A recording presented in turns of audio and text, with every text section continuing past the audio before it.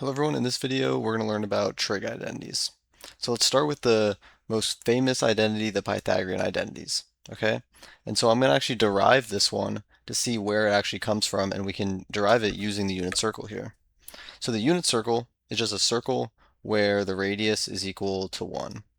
And so if we wanted to graph this circle using like an equation, we could say that x squared plus y squared equals 1. This is just the equation for a circle with a radius of 1, right? And so we want to get a trig identity out of this.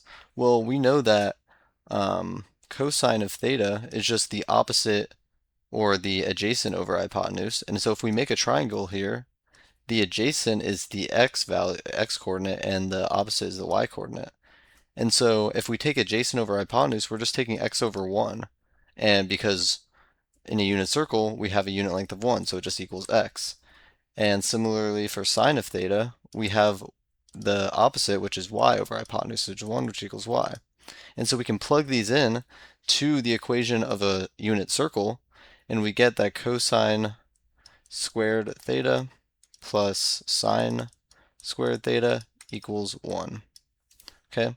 And so this is like the most famous identity and is one of the 3 Pythagorean identities. And so the other 2 Pythagorean identities can just be derived from this first one. And this first one is pretty easy to memorize, just cosine squared plus sine squared equals 1. And so we can derive the other 2. And so let's just start with this first identity here, and we'll derive the other 2. Okay, so to get one of them, we can actually just divide the whole thing by cosine squared of theta. And what happens is this first term just becomes 1, and then we get sine squared theta over cosine squared of theta equals 1 over cosine squared of theta.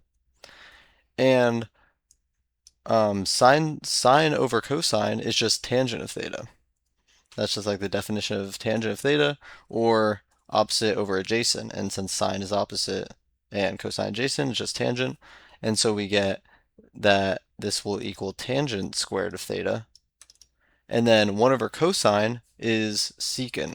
And so that's another identity. But so then 1 over cosine squared of theta would be secant squared of theta. Okay? And so that gives us another one of the Pythagorean identities. And then we can use the same strategy, but instead of dividing by cosine, we'll just divide by sine squared of theta. Okay, so we divide the whole thing by sine squared of theta, and we get this cosine squared of theta over sine squared of theta, plus sine squared of theta over sine squared of theta is just 1, equals 1 over sine squared theta. And now we have cosine over sine, which is just cotangent. So we have cotangent squared of theta plus 1 equals 1 over sine, which is cosecant squared of theta. Okay, and that's the last of the 3 Pythagorean identities. Now let's just go over a few other common identities. So these ones that I'm showing here are ones that we just used in the previous derivation. It's just the reciprocal kind of definition of cosecant and secant. And then tangent and cotangent, where they're reciprocals of each other and tangent equals sine over cosine. Okay? And now let's go through a couple other common common identities. And now here's we have the where we have a negative inside, so sine of negative theta, and then equals negative sine of theta. And so we can actually use the unit circle for this as well to see why this works. And so let's say we took sine of 30 degrees, right? Or pi over 6. Sine of pi over 6 is 1/2. So what if we took negative pi over 6?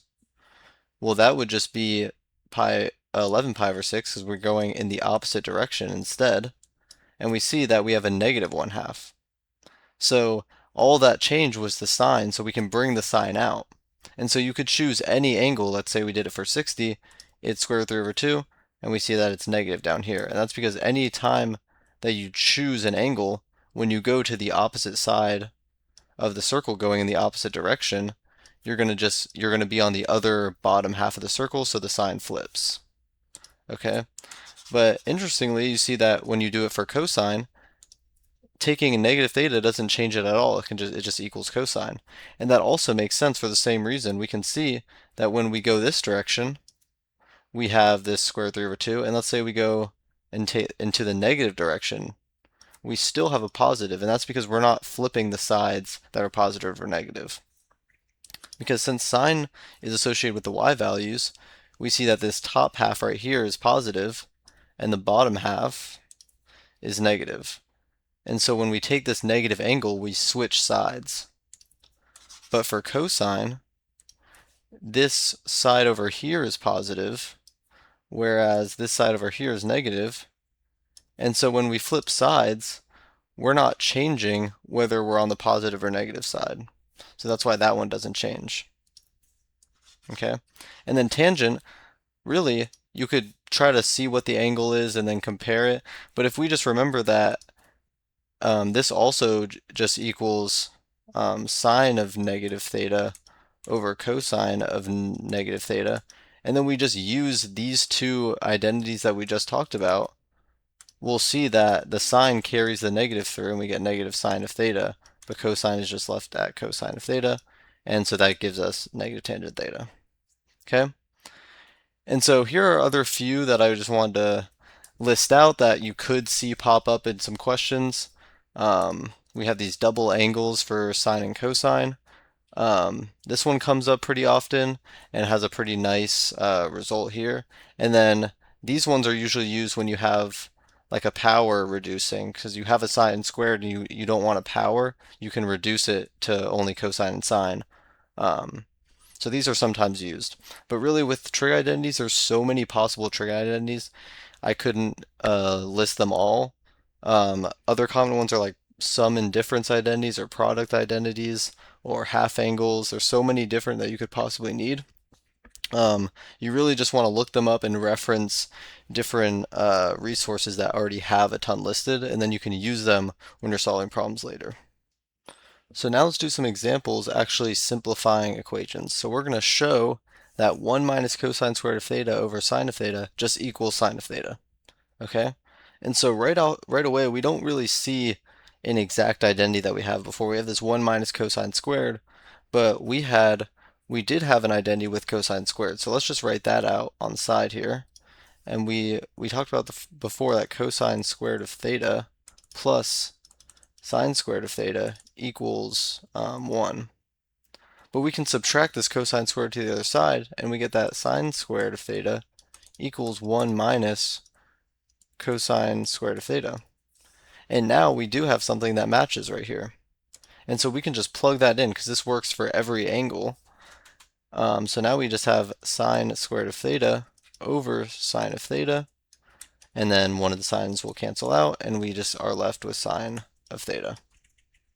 All right, so let's do one final example where we combine a bunch of different identities and we have this big equation that we're going to try to simplify down to very simple terms. And in my opinion, these are super fun because it's really satisfying to see everything cancel out. So let's see how we can tackle a problem like this.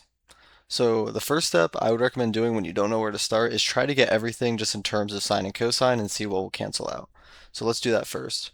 So to do the top part, secant we know is just 1 over cosine of theta minus this cosine of negative theta. We talked about earlier that cosine of negative theta doesn't change the sign, so this can just become cosine of theta.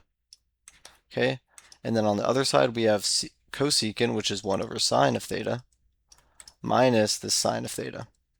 Okay, and then on the bottom, tangent is just sine of theta over cosine of theta, and cotangent is just cosine of theta over sine of theta. And that works out really nicely because these sine of thetas cancel and these cosine of theta cancel. So now we're just left with the top part. Okay? And so now let's think about how we can simplify this top part. So we see that we have this fraction here, so we can try to just combine these into one fraction and see if we can use an identity there to simplify it. So we can write this as 1 over cosine of theta minus cosine squared of theta over cosine of theta. So we're just making a common denominator so we can do that fraction subtraction. And we can do the same thing on the other side. Okay? And so now we can simplify these, and I'll scroll down a little bit, and we can see that we get 1 minus cosine squared of theta over cosine of theta, and 1 minus sine squared of theta over sine of theta. And so this is very similar now to the first problem we have, and we can use that same Pythagorean identity on the top to cancel these out. So we'll see that 1 minus cosine squared of theta, that uses the Pythagorean identity, we get sine squared of theta over cosine of theta. And then 1 minus sine squared of theta is cosine squared of theta over sine of theta. And so now we just have two fractions multiplied together. We can cancel out one of these sines and one of these cosines. And now after all of that, we're just left with sine of theta times cosine of theta. And so this is the simplest form that we can get it into. And we can see that from this big equation up here, we simplified all the way down to just this little sine of theta times cosine of theta. So that's all trig identities. If you have any questions, leave them down below. Definitely use references to reference trig identities that we didn't talk about in this video, because they're sure to come up as you're working with trig. So thanks for watching, and I'll see you in the next one.